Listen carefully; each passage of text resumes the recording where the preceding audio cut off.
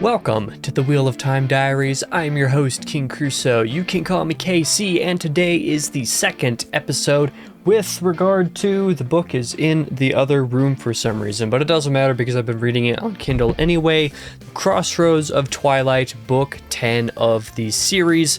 Over the past week, I've read about, well, actually a little over 9 hours worth of reading this past week, putting my total for Crossroads of Twilight thus far at about 16 and a half hours. It's a little surprising that it has taken that long, and it's also a little surprising that I'm 53% of the book or somewhere thereabouts. That's about how much that I've read. Really kind of strange, actually, because all things considered, there hasn't been much going on. There's not really that much to talk about. This video will still probably be long because I always manage to make these long, even when there's not really that much to talk about.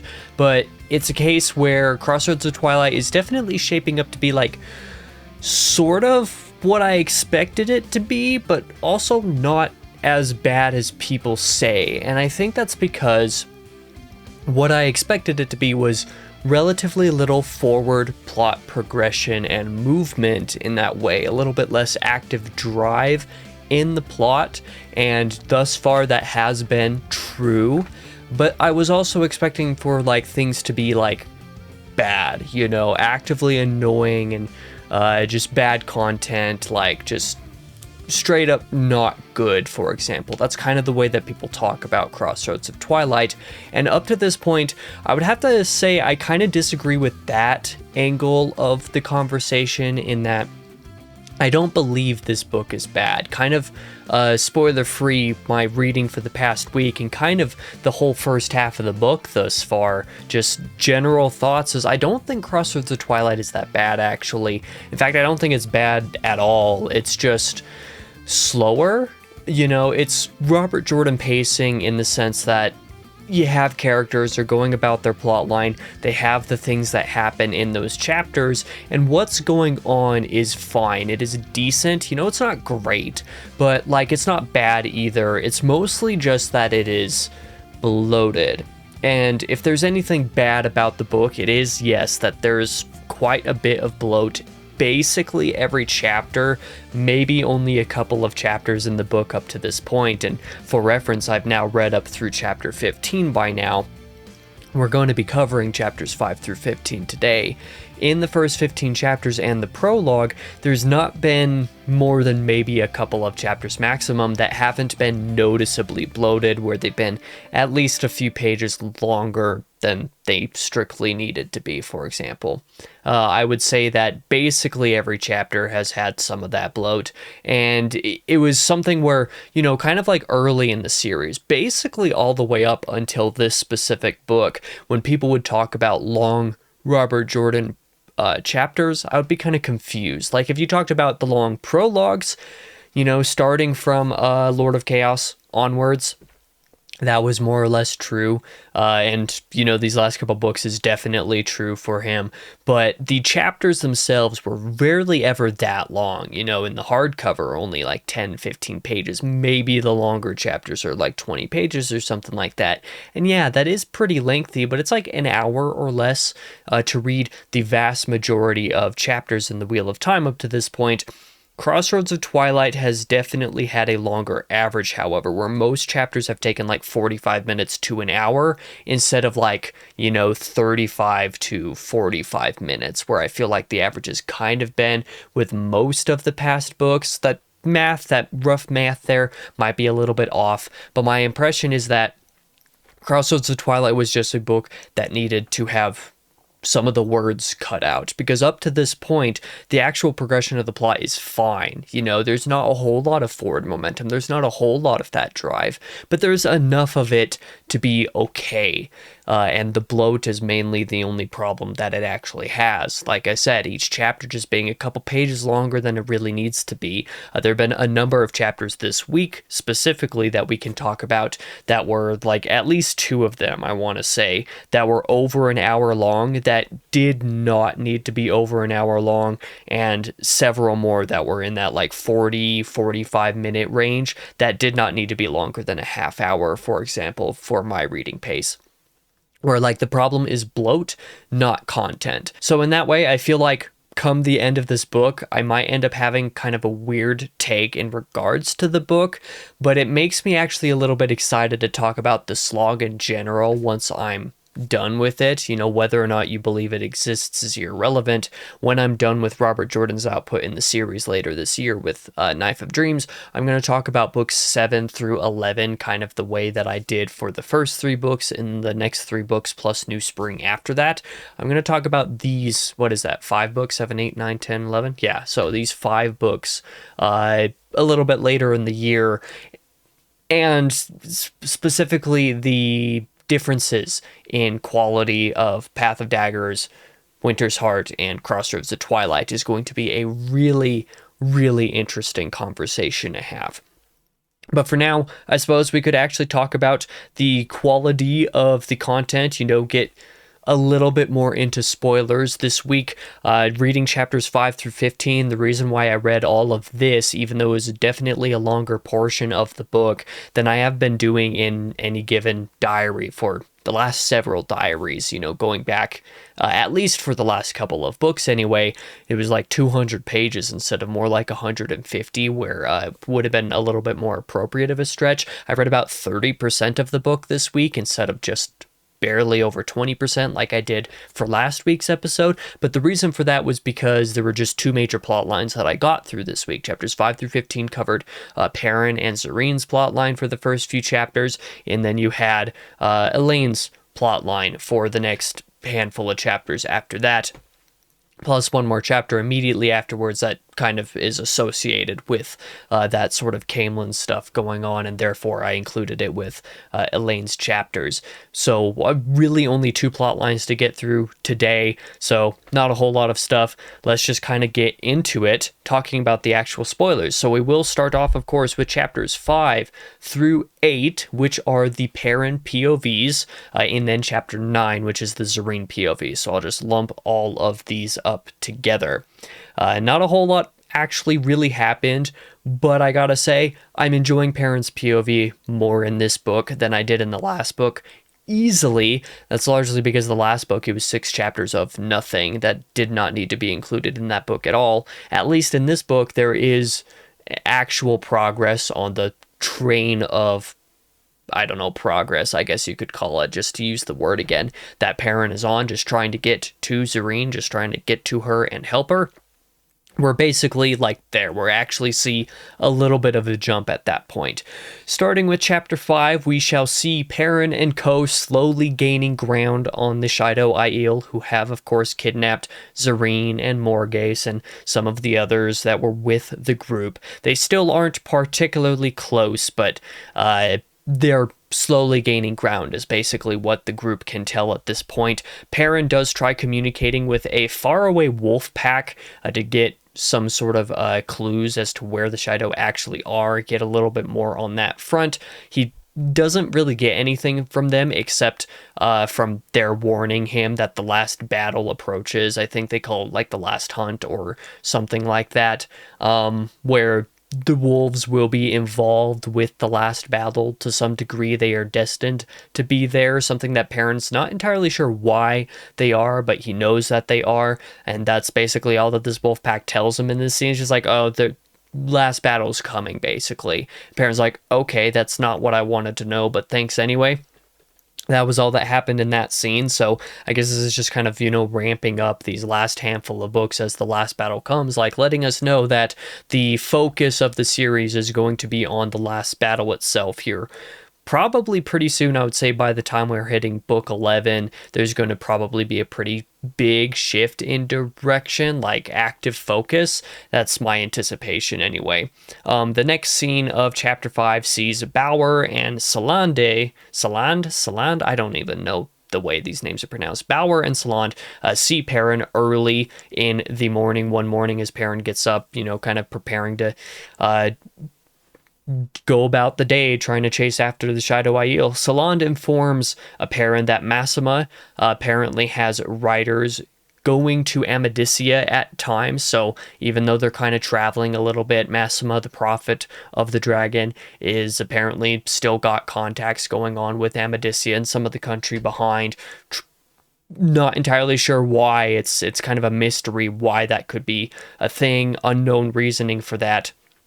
And Perrin's also informed at the same time that a couple of Aes Sedai have been going to see Massima as well, which is kind of surprising. Massima's not really a fan of the power, for example, so the fact that he would be meeting with a couple of the Aes Sedai that have otherwise been part of the group is, like, strange. It, again, kind of unknown reasons for that. We don't know what's going on, but there is something mysterious there. And we also get informed by Bauer that Massima may be also seeing at the same time some White Cloaks and or the Shan-Chan, that he may have actual connections with the Shan-Chan and or the White Cloaks, which, again, like, just a whole lot of weird conflicting parties that Massima seems to be associated with. We're not entirely sure what's going on with him, but there is something going on with him. Chapter 6 sees Perrin going to hopefully meet with some scouts returning with word about the Shaido, but as he's going out there, he ends up coming across the scent and the evidence of darkhounds about in the area that kind of passed by their camp in the night, which is a little bit concerning. He sends Aran, the Tinker, the former Tinker, I suppose we should say, back to the camp to kind of warn some of the others, get some of the people out here, like the Aes Sedai in particular. A group does come out to meet Perrin out there, which includes Barrelane, and Barrelane is told the Aes Sedai are seeing Massima as well. She's also had scouts kind of going out that direction to get in on this kind of stuff, and one of those scouts has found apparently a card from High Lady Suroth of the Shan-Chan, of course, basically giving Massima permission to get whatever aid he desired in support of the Empire. So a piece of evidence that seems pretty firmly tied to Massima's association with the Shan-Chan, which again is kind of concerning, especially since Rand has been, well, he's been in conflict with the Shan-Chan for a little while, including in the end of Book 8, where that particular conflict happened full scale. Which means that Massima, the Prophet of the Dragon, being associated with the Shan-Chan is, like I said, just kind of strange. We're not really sure if Massima is a traitor at this point, or if he somehow got the note elsewise, or something like that. But all we know is that something like that was revealed in this moment. And then Chapter 7 sees an actual investigation regarding the Darkhound pack a little bit, which passed the group by, as I said. It is examined by one of the Aes Sedai named Masuri, who determines that the tracks, belong to a different pack than the 7 that she's already studied. Apparently there's this belief that there's only a certain number of Darkhound packs, that there's only like 3 of them, or 7 of them, or 9, or like some specific number. Whatever the number is, it is more than 7, because Masuri has studied Darkhounds apparently for a while, and has studied 7 different packs before, and these tracks belong to a different one. And where Darkhound packs typically only have, like, what did it say, like 10 to 12 Darkhounds, this one probably has like 50 plus, so there's probably like 4 to 5 times as many Darkhounds in this pack than is typical. And Masuri also determines at the same time as studying these tracks that they are almost certainly safe from this particular pack, because, you know, they're evidently not the target. If their camp was the target for these Darkhounds, then the Darkhounds almost certainly would have attacked by now, that they wouldn't have just passed by. These tracks are a little bit old. They're old enough to determine that, like, they're probably not the target and therefore probably safe. So interesting to know that there's a big Darkhound pack about, but who knows where that's actually going to go into the future? I don't know. That's for sure. And Barrelane, is also determined to help free Zareen. Like, she's determined to make sure that Zareen gets freed before she, you know, takes off to do anything else. Whatever it is that she is actually hoping to achieve. Why is she with this group again? I forget. Was it just because Rand sent her away, so she's just kind of involved with Perrin, since Rand also sent Perrin away? If there's more specific reason why she's with Perrin's group specifically, please remind me, because I'm pretty sure there's something there that I'm just forgetting right now. That would not be unlike me for sure. In either case, at the end of Chapter 7, we have Massima showing up to kind of confront the group as well. A sort of confrontation of sorts. Massima seems to maybe know that the Shanchan note that he had might have been stolen.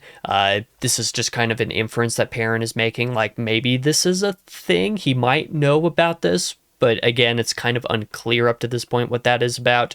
Massima, in this moment, at the very least, he only really mentions a nearby town called Sohabor, I guess is what it's called, which supposedly has like full grain warehouses that are ready to be bought. He wants to kind of like hold off probably for the rest of winter or for a little while or something here with this food, or to buy the food or something, whatever it is that he wants to do. Perrin is determined to see Zareen freed first, but Massima does doubt that they will have word of the Shido soon enough to really do anything about that.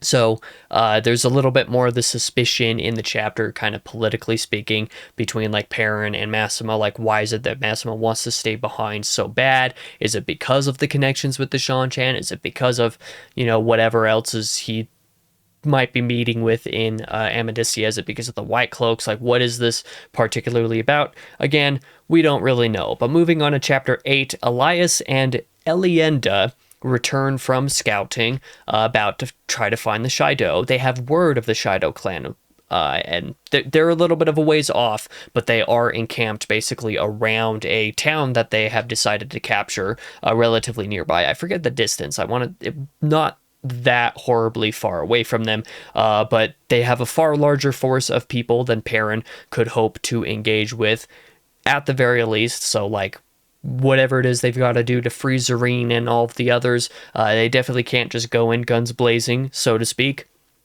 Nonetheless, Perrin does kind of shut down discussion of possible ransoming in accordance with like, oh, could we just like buy these people back, depending on how the Shido kind of deal with Aiel customs, because they obviously haven't been following all of the Aiel customs, because, you're not supposed to take non-Aiel as Guy Shane. So obviously, like, what rules are they following? What rules are they not? They don't know. Aiel typically don't do ransom, but who knows what they might be doing, since they're clearly breaking other rules. But Perrin does shoot down the suggestion of possible ransom in regards to any of those prisoners. He instead has an Ashaman take him and another small group to see the Shido encampment a little bit more directly up front, and observing the Shido. Once they get there, it turns out that there may be like 8 times as many wise ones within than anybody was anticipating. Like, Perrin has some of the Aes Sedai with him, and they're just like, well, maybe not Aes Sedai, maybe it was just one of the wise ones. I forget off the top of my head, but in either case, it is determined that there's like way too many wise ones down in this encampment around this captured town to just belong to the Shido Aiel. Like, it doesn't really make sense for them to be as many of those as there are.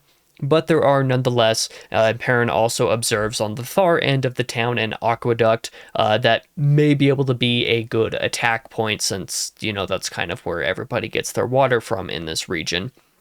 And of course, Aiel care about their water.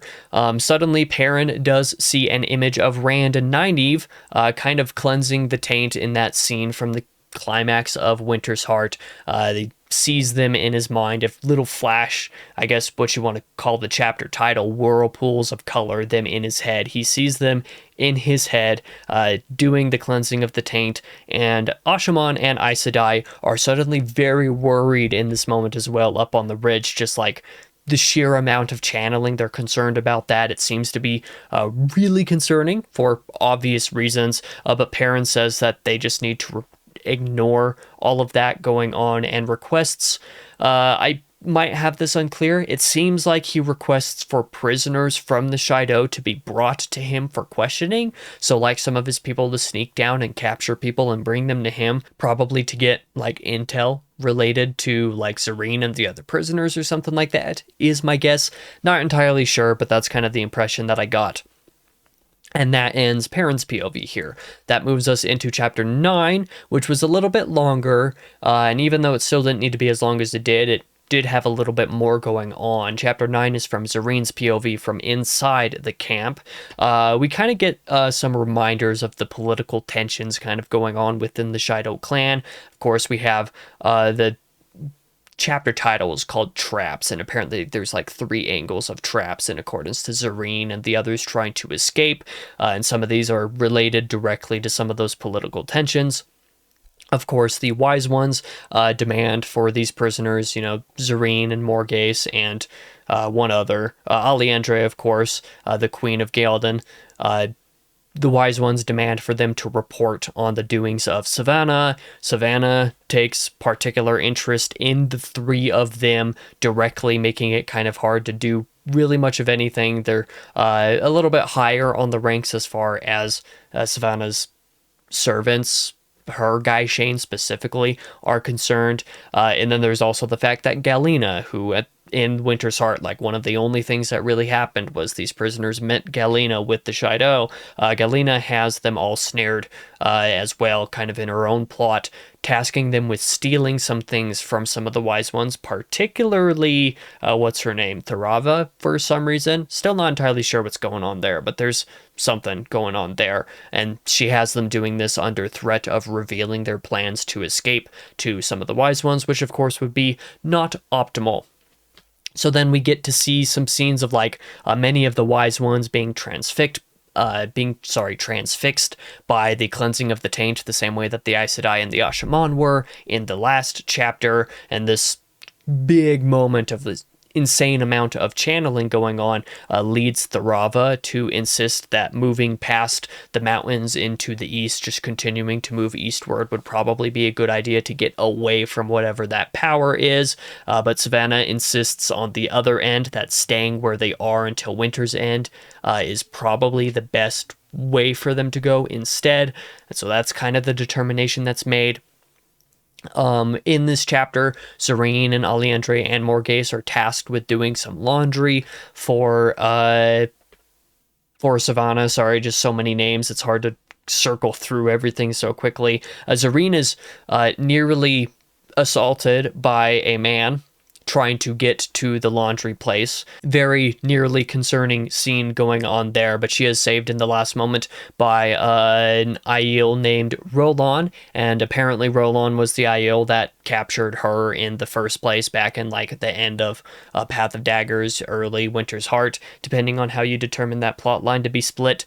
Zareen and Alliandre, well, after she's freed, she's able to actually make her way back the rest of the way to where the laundry stuff is supposed to be done, where Alliandre already is, and she and those two are already working down there. They're going to be working down there, but apparently, like, Morghese isn't there, even though she's supposed to have been there a while ago, and it was because Morghese tried to go back to do Galena's task of stealing a particular item from Tharava, and it seems like has probably been caught doing that because she has not returned, and Eravine, I don't remember who Eravine is at all, but she apparently arrives to report to Zareen that a couple of the prisoners who had purportedly tried to escape a few days past, and Zareen was pretty confident had managed to escape the encampment because it had been a few days and they had run away, that those previous prisoners, those previous Guy and Shane that were with their group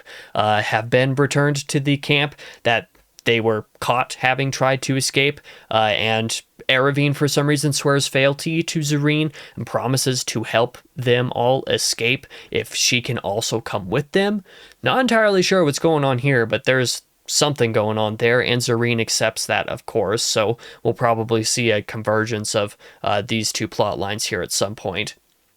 I believe near the end of this book, we'll probably have another parent POV in which hopefully we see the actual springing of these prisoners. That would be kind of nice to get a little bit of a move on there. But in either case, I'm pretty sure I didn't write this down, but if I'm not mistaken, Morghese does actually end up managing to get over here, and she was kind of held up because she was indeed caught trying to steal an item from Tharava, so that's unfortunate. Also, Zareen is basically made to report to Savannah directly because of reasons unknown until Zareen actually goes to meet with her, and apparently Galena gave a knife that Zareen had stolen at some other point in time, intending to use it probably for some purpose to try to escape.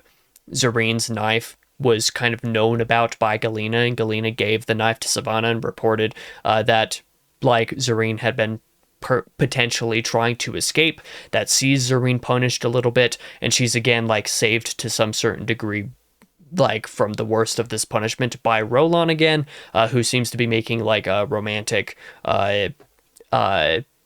what would the term even be? Making romantic movements on Zareen, but in the Aiel sense, which means that it is the man's job to try to impress the woman so that the woman will actually chase after the man or like accept a relationship with the man or something. I forget the details, but in either case, Roland's trying to do this and helps Zareen in two different moments in this chapter. There's probably going to be some weird, stupid love triangle stuff that'll pop out of this between her and Roland and Perrin and something like that. I don't know, but I sure hope we don't have any love triangle stuff going on, because that would be pretty dumb. Okay, so that rounds up the chapters 5 through 9, which is the entire Perrin and Zareen section of this part of the book anyway, this POV section. Like I said, it didn't actually take that long to kind of go through the stuff that happened, and it felt like a lot of that kind of stuff that I actually went through, there were like chapter splits in some of those areas where it's like, that's actually kind of a weird place to have a chapter split, isn't it? And yeah, it is, and that's because the chapters are just bloated and long, and some of the splits of the scenes are kind of in weird spots, but either way, like, it's not the worst in the world. Definitely, like, serviceable. I didn't mind this plot line, kind of like I said before. Liking it more than the little bit of the plot that showed up in Winter's Heart, that is for sure. But in either case, we're going to move on to chapters 10 through 15, which is the Elaine section of the book, the Camelin section, this whole like politics-driven type of stuff. And if you view it as a politics-driven storyline, that is the accurate way to look at it. It's not wrong, and it's also like not bad either.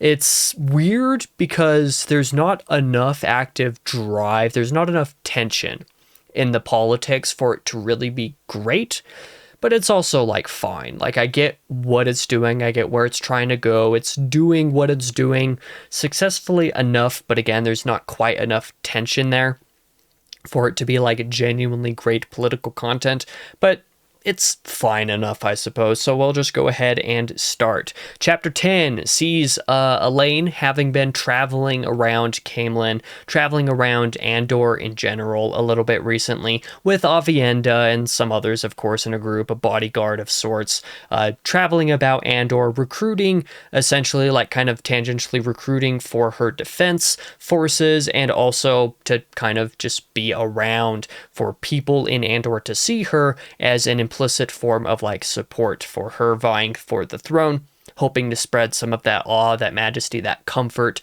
of this queenly figure, this daughter of the previous queen, around the country, so that people will kind of support her word of mouth, you know, give that popularity, give some of that implicit support towards her. Just before returning home in the chapter, they all feel the cleansing of the taint, which, you know, this is something that centralizes basically every plot line in this book. Every POV that we're having, one after the other, has characters experiencing this, like, there's the cleansing of the taint happening over there, this massive amount of magic that we don't understand what's going on. But in this case, Elaine knows that Rand has something to do with it because she can feel the water bond. She knows that Rand's over that direction, because Rand doesn't move here, and we'll, you know, you kind of see it mentioned at various different points throughout the rest of this POV in specific, where she feels that Rand doesn't move, like, at all. He doesn't do anything over there alongside the massive use of the power that is happening wherever it is that it's happening. So she doesn't know what's happening, but she's pretty confident that it's, like, going to be okay, that Rand has it taken care of over there. But you get everybody in this chapter, it's called A Blazing Beacon for a reason, experiencing this, and it kind of shakes up like everybody in Camelin. Although I suppose I should correct myself, it's really Avienda that convinces Elaine that, like, even though Rand is over there, that he's probably okay, that it's going to be fine. That's how things go. But, you know, that moves into chapter 11, where this group returns to Camelin after doing some of this recruiting and stuff, and seeing that basically everybody in Camelin is like in kind of shaken up about what they're feeling over there. And not like everybody in Camelin, of course, but as far as the Sea Folk and the Aes Sedai and the Kin, like everybody who can channel is like kind of off, and they're not channeling right now. They're kind of disturbed by the cleansing of the taint, whatever's happening way over there. Definitely a moment of like just everybody being odd and feeling off in the city because of this event, which, you know, fair enough. Birgitta is, of course, the one that reports about all of the Kin and the Windfinders, and everybody else just kind of behaving a little bit strangely. She's not sure why, but of course, Elaine and Avienda, they have an idea of what's going on because they too can channel.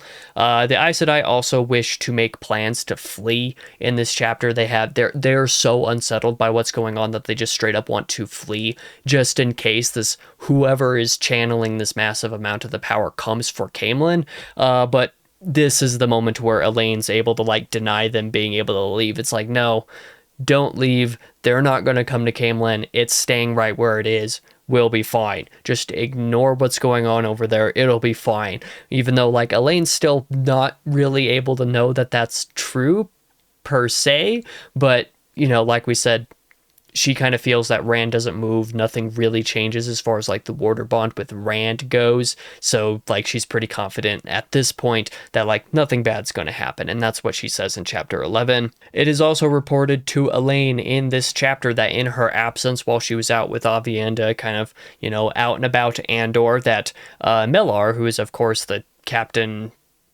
general thing of her personal bodyguard just under Birgitta, Mellar apparently led a sort of rescue of some sort of one of like the opposing, maybe not an opposing lord, but like a lord of Andor named Lord Luon. I forget who he is off the top of my head, but Lord Luon apparently had some men who were like being attacked by some besiegers outside of Camelin. Even though Luon is not one of the lords that has sworn support for Elaine becoming the Queen of Andor, Mellar goes and like saves some of Luon's men. It's just like, I've given you these 80 men or however many men to kind of help as be like guards or something like that. And Elaine's just like, why in the world would you do something that idiotic? Because apparently he risked Camelin's safety in the process by leaving some of the gates open when he went and attacked some of the besiegers. There is that fact as well that Lord Luon has not sworn to Elaine, so why would any of his men be inherently like, you know, going to support Elaine's cause or anything like that? So Elaine has Lord Luon's men ordered to be watched as Birgitta makes sure that she finds a way to let this happen. And it's apparently like she's not super happy with Mellar at this moment. Chapter 12 sees Elaine and Avienda kind of finishing up listening to some of these reports from like Birgitta and some of the stuff that's going on, sees them going to their rooms to take baths, but Birgitta continues to give them some more reports on political affairs in the meantime, such as like supplies coming via gateway from the Sea Folk. There's like a trade agreement that's going on in Camelin. Like a lot of their supplies they're able to get directly from the Sea Folk through gateways. This is how like Camelin's going to make it through the winter, you know, whereas like opposition to Elaine in the search for the throne or wanting to take the throne, wanting to get support for the throne, I guess. And none of these people are going to have as good of a way to get as much like food and supplies and stuff. So Elaine has a distinct advantage here because of the Wave Mistresses. But speaking of the Wave Mistresses, Elaine's bath is interrupted by Zaida, who is, you know, kind of pretty high ranking amongst the Sea Folk.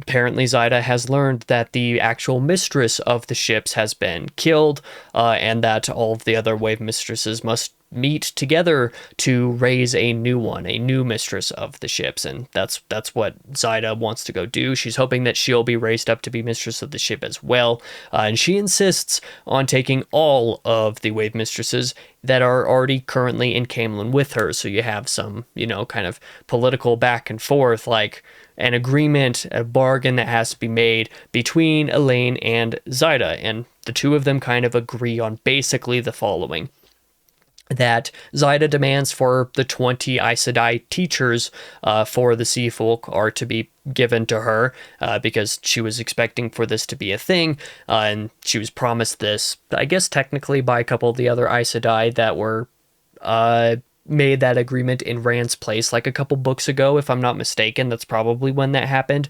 But Elaine is able to counter that with the fact that those 20 Aes Sedai that were promised to them were promised to be chosen and selected by the Amyrlin seat, so by Egwene. And because Egwene's not here to choose them, that those teachers are just going to have to wait, that they're not going to get those. But Zaida does insist on at least the one, Marilil, remaining with them. She's been kind of like the main teacher for them up to this point. It seems like Zaida is going to get her 1 square mile of land that will be given to them from Andor to the Sea Folk as agreed upon. And then Elaine will get to keep about 9 of, I forget how many wave mistresses there were in the city, but there were like something right around like double that or something like that. But Elaine is going to get to keep 9 of those wave mistresses to continue supplying Caemlyn, supplying the city through those way gates the way that it has been, so that she can kind of keep her footing in Caemlyn, and that she will be able to keep those 9 wave mistresses until her crown is secure. And that's kind of the agreement that's come to. So that was that. At that point, Zaida leaves. And then we move into chapter 13, where it is reported that there are now a few high seats waiting for Elaine to meet with them, because Dylan was out trying to recruit some high seats to, pledge support for Elaine's cause. And Dylan has now returned with 4 of those people, and apparently those high seats, they commit to Elaine's cause for what it's worth, but all 4 of them are like not yet adults, and also none of them have guardians or advisors actively with them. Elaine's a little bit concerned about this. She's she mildly laments this fact, I guess, but in either case, there are now several thousand more soldiers to kind of support and bolster Caemlyn at this point, accompanied by those high seats. That's all that chapter 13 did, was be like, hey, they're the high seats. Cool beans. That was basically everything. And then chapter 14 was a little bit longer and sees Elaine getting some reports from other people. So instead of from like Birgitta and all that stuff, we have her primary advisor, male and female. You have Renee and Nori, who've been, giving her information, advising her in a lot of degrees over, like last book. I remember this being a thing. I don't remember how long they've been associated together, but it's been a little while. Things start to run together with this many books and when plot lines are so stretched out. But in either case, Renee Harfor reports that a librarian is likely, there's a specific librarian that's likely to be a spy for the Brown Aja, which is a little bit strange because apparently basically all of the other spies that have been associated with Aes Sedai specifically in Caemlyn in the past have been for the Red Aja specifically, probably because of Elida, having been the former advisor to Morghese back when she was the queen. So the fact that there's now a spy that is Brown Aja is a little bit strange. Like, that's new information. Harfor also reports of another spy who is a barber in the palace, apparently, who is like taking pay from multiple people. I feel like I might have some of these details off, but it seems like this barber is a spy taking pay from multiple people, including agreeing to provide false information to some of those people he's taking pay from by some of the people who've, I guess, determined that he's a spy. I'm not entirely sure what those details are. Like, I probably have some of those messed up, but that was the understanding that I came to just by reading this chapter once. Nori, on the other hand, reports a few other things. He reports of multiple arsons that are kind of happening around Caemlyn, particularly attempts to, burn down the warehouses with the food and everything like that, and trying to cause distractions elsewhere in the city to make it easier to burn down the warehouses. But to this degree, none of the warehouses have actually been burned. None of those attempts have been successful. And he also reports about some of the oppositional high seats, some of the people who have not supported Elaine, not supported Elaine directly up to this point, that there are some of the high seats that are around Caemlyn, because I guess there were some that came with an army outside Caemlyn. Is that kind of what's going on here? It's hard to keep track. There's just so many little political details, and it's I don't even know what's going on at this point. But in either case, there are some oppositional high seats kind of around the area who have been taking loans, large loans, from some of the bankers in Camelin, which strikes fear of some potential bribery to be able to like enter the city to cause mischief or something along those lines. Then we get some information about this whole meeting with Nori and Renee. This has happened like in I guess, a magical bond, a magical ward, I guess, is actually the proper term. That's, to prevent eavesdropping. After all of this stuff is reported from these couple of people, Avienda reports that there was an attempt to actually eavesdrop on the meeting. It was unsuccessful, but there was an attempt, which is concerning because there is at least somebody in the palace still that's like kind of oppositional to Elaine who's able to use the power, but they don't know who it is. Like Black Aja or something like that. We don't know. But either way, Borderlander armies are said to be kind of moving according to Lane's request that kind of happened at the end of her plotline in the last book, where she's just like, move into Camelin in certain ways to kind of scare the other high seats, the other people into supporting my cause so that I can be queen. Like, that would be pretty cool. So it seems like they're kind of moving along those lines like was agreed upon. And then there's also one of the guard that kind of comes to report that an apprentice Windfinder has apparently disappeared, probably with Marilil, who we previously established was the Aes Sedai that was supposed to be going with Zyda and some of the other wave mistresses to continue to teach them. And now apparently Marilil has probably disappeared with one of the apprentice wave mistresses for some reason. Not entirely sure what's going on there, and I might have some of those details wrong as well, but again, I'm pretty sure that's what I got from that chapter.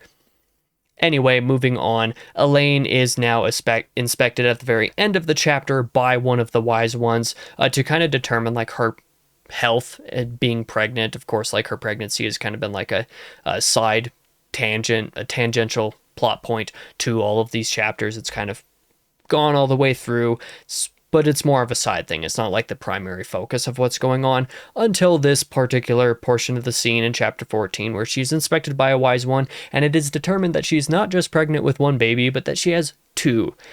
She's going to be having twins at some point, and just after this determination when, like the wise one does this weave that can only be done on pregnant women to determine their health and the health of the babies. The wise one does this, has an apprentice wise one do the same weave. Avienda is about to do the same weave as well because she's training to be a wise one. But before Avienda can even do that, apparently the beacon of Rand and Nynaeve cleansing the taint, that beacon disappears. It's done at the end of this chapter, at least in this plot line. We'll see if the beacon ends up showing up again in the next couple plot lines, which I anticipate it probably will. That brings us to chapter 15, which is the last chapter of the reading for the week and is no longer actually Elaine's POV, even though it is still Camelin stuff going on. It is split between two POVs. It was very long, and there were a lot of names. So I'm probably going to get some of these details wrong, but I'll try my best. In the first POV, it is a POV of some gal named Elenia, and I don't actually know if we knew who this person was before, but apparently Elenia and her house, they're sworn to supporting Aramella, who is like the primary opposition to Elaine's vying for the throne of Camelin. Elenia is part of like her camp, which I guess is kind of outside of Camelin here. She does not like being in support of Aramella. She thinks that Aramella is kind of a nitwit and not really,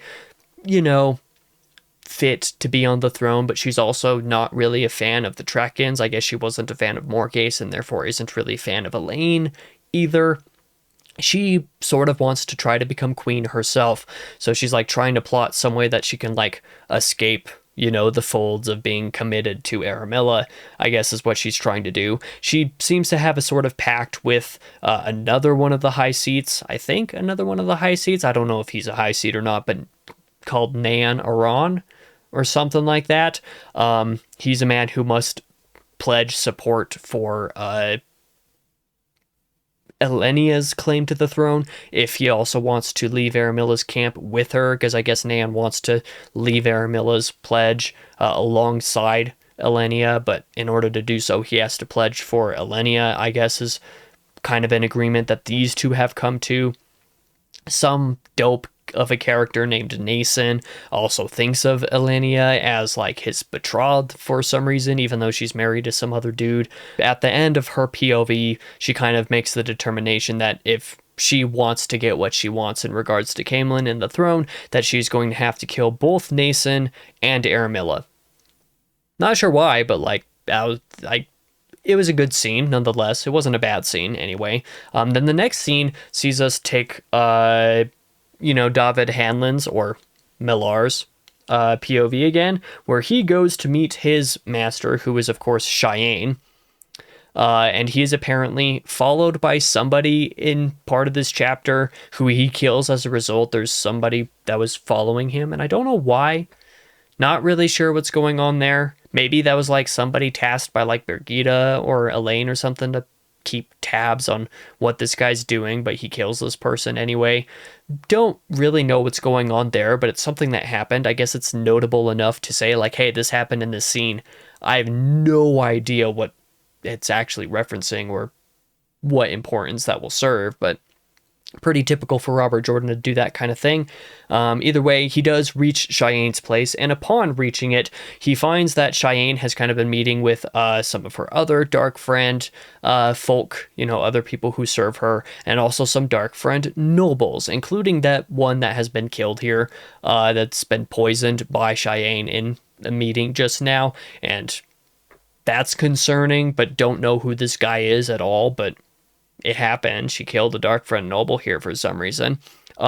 He meets with Cheyenne. He's kind of criticized for not really finding ways to let her arsonists get to the warehouses of Caemlyn, so it's revealed that the people that are trying to do these arsons and whatnot are associated with Cheyenne directly, and therefore, to some degree, sort of being tangentially supported by Millar. However, all of that's actually going down, not sure, but that's all political details that don't really matter that much. And aside from being, criticized, called out, like Cheyenne asking him, like, find ways for the arsonists to actually do this, because like they need to, burn the warehouses. That's what she wants. And then she also asks for Millar to free some of the Soldam and Damani that are kind of in around for something. She has something that she wants to do with them, but I'm not entirely sure what. But either way, that is where the reading for this week ended. Still managed to make this video about 50 million times longer than it needed to be, so I apologize for that always being the case. But yeah, that's going to end this diary for this week. I'm right on the cusp of getting to some Egwene POV. I've heard from Alistair, who I'm been kind of reading this book alongside with. We've been reading Wheel of Time in general together since Lord of Chaos, right around there. Maybe since I finished Lord of Chaos, I forget off the top of my head, but somewhere since then, several books at this point. He told me that the Egwene chapters were probably his favorite of the book, that there were some of his favorite chapters of the book, and since I've been looking forward to having a little bit more Egwene for a couple of books now, since she was not in the back last book, like at all, basically, I've been looking forward to just reading a little bit more about Egwene, so I have basically just Egwene stuff to get through this week. I forget what the actual chapter numbers are going to be, but I'm pretty sure it's like 7 chapters for next week's diary. It's going to be a shorter section. It's only like 120 pages compared to this diary's 200 pages. It is going to be those 5 chapters that are dealing with Egwene's POV, and then there's another 2 like really short chapters after that, actually legitimately short chapters for Robert Jordan after that, which are still kind of White Tower POVs, if I'm not mistaken. So it'll be like the next 7 chapters that I get through for the next week's worth of reading, and then the week after that, I'll be finishing the book, which will see basically all of these POVs kind of wrapped up, plus probably some aftermath in Rand's plotline, actually seeing a little bit of Rand, I would hope, following, the cleansing of the taint. So yeah, that's it for this week. Little over halfway through Crossroads of Twilight, even though I've only felt like I've read like a quarter of a book's worth of actual content. Like I said, these chapters are quite bloated, but the actual content has been fine enough. Thank you for watching this video. If you did, I really appreciate it. For now, I've been your host, King Crusoe, You can call me KC, and I hope to see you guys in the next diary next week.